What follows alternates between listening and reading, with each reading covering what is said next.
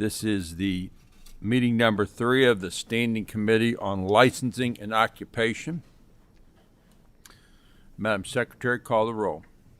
Senator Adams, Senator Douglas, Senator Harper Angel, Senator Higdon, Senator Howell, Senator Mays Bledsoe, Senator McDaniel, Senator Nemus, Senator Thayer, Senator Thomas, Chairman Schickel.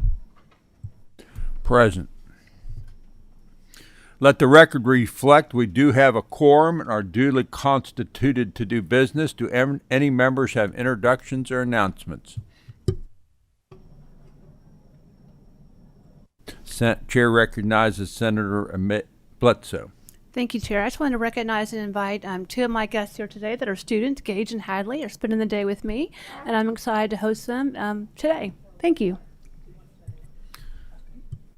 You're welcome. Anyone else?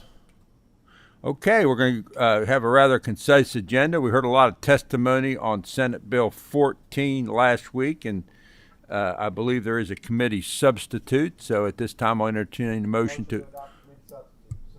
We have a motion and a second to adopt the committee sub. Any discussion? All those in favor use the voting sign of aye. Aye. All those opposed use the voting sign of no. Let the record reflect the committee sub is adopted. As I stated before, we had quite a bit of testimony on this last week, so I don't think it's necessary. It's really necessary to replow the field. And I know we do have a lot of people in the business here, some of them who have probably traveled a long way, and we sure appreciate you being here and participating in the process. Senator, introduce yourself for the record, and you might want to go through and tell us what the changes in the committee sub are. Thank you, Mr. Chair. I am Senator Reginald Thomas, and may I introduce my guest as well? Mr. Chair, may I introduce my guest? Absolutely. I'm sorry. Go ahead. Okay. Yes. This is to my right. It's Mr. Michael Carter. He's been involved with the industry for many, many years. And Ms. Molita South. She's also a nail technician and works here in Frankfort.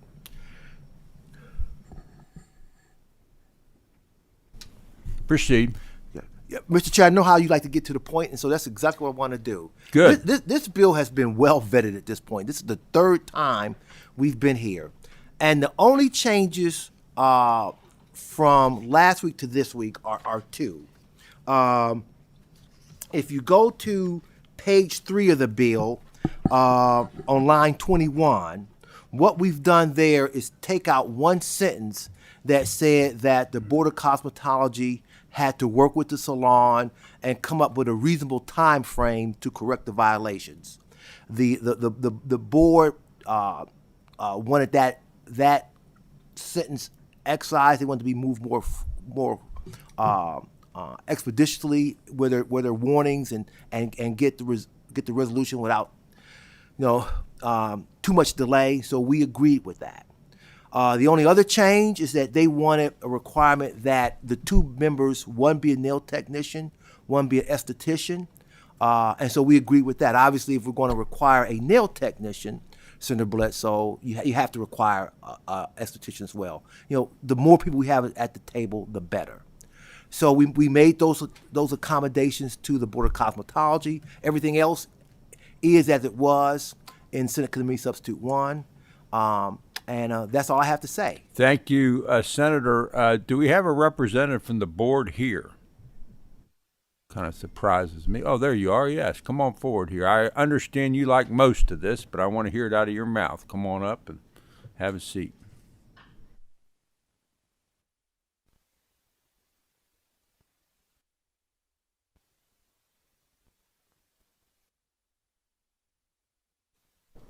Good morning. Welcome.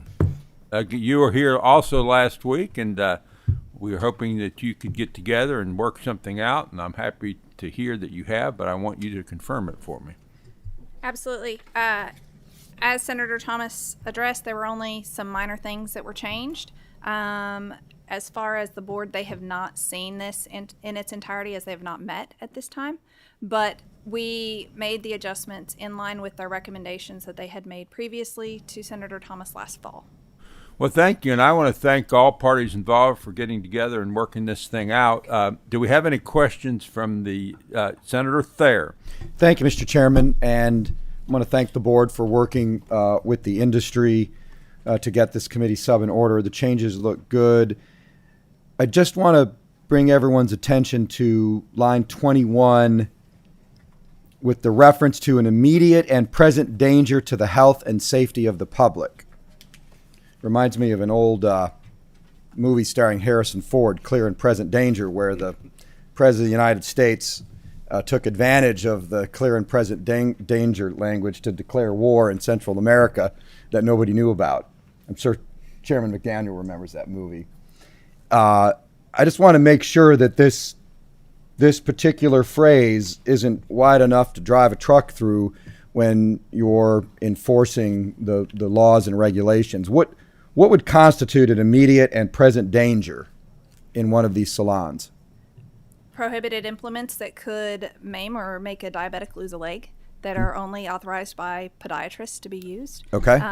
Illegal chemicals that cause kidney failure and are prohibited in all 50 states. Extreme lack of infection control and unlicensed practice.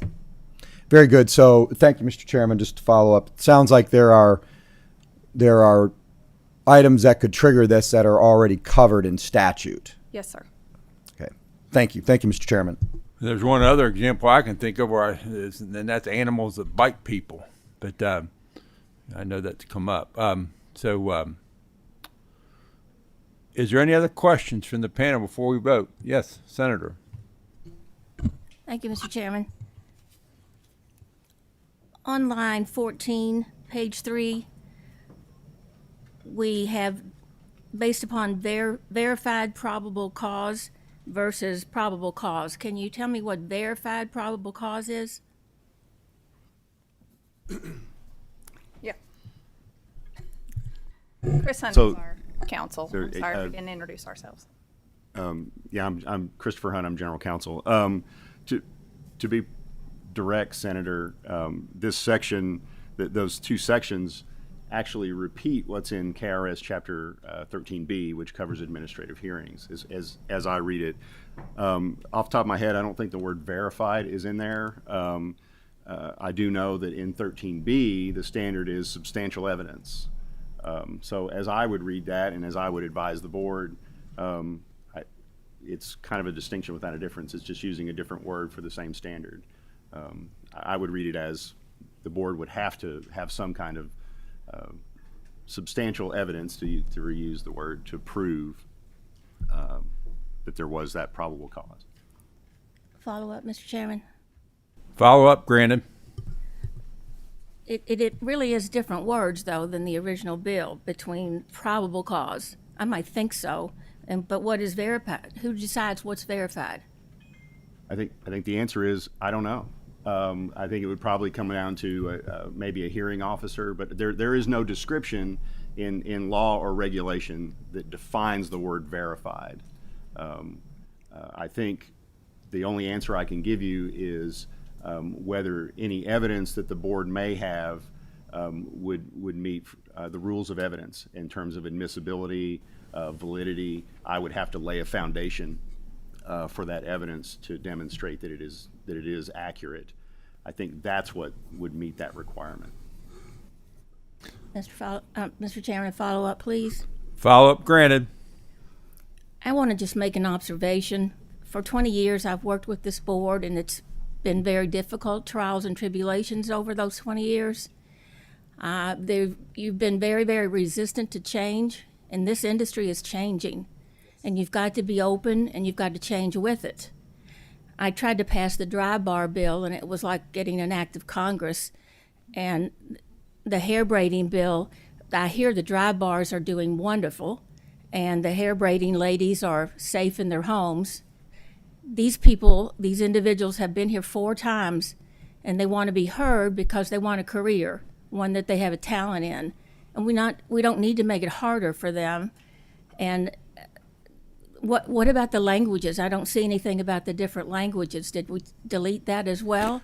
And when you testified before, you kind of denied everything that was allegedly a problem. So if it's not a cause, why are we doing this bill to change it?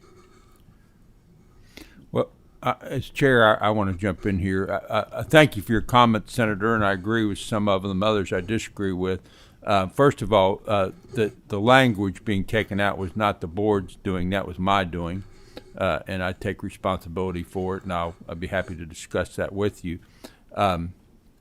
If as far as changing the language from probable cause to verifiable probable cause, I don't really see your point, because this actually comes down in favor of the shop owner, not the board, because probable cause is a legal standard which you can get a search warrant, make an arrest on.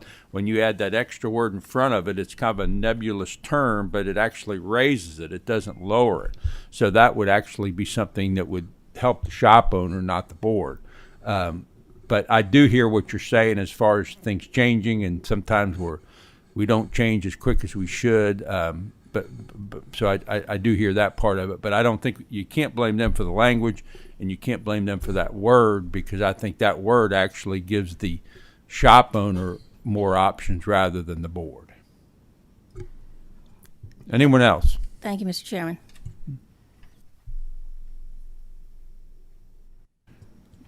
Anyone else? Is there anyone here that wants to speak in opposition to this bill which hasn't been heard?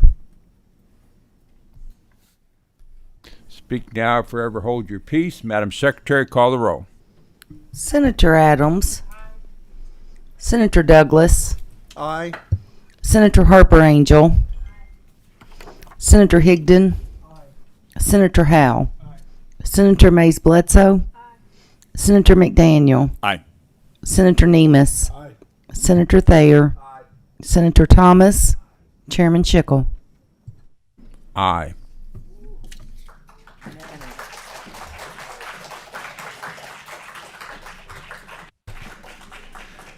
Senator, congratulations. Senate Bill 14 is amended by committee substitute is passed with favorable expression.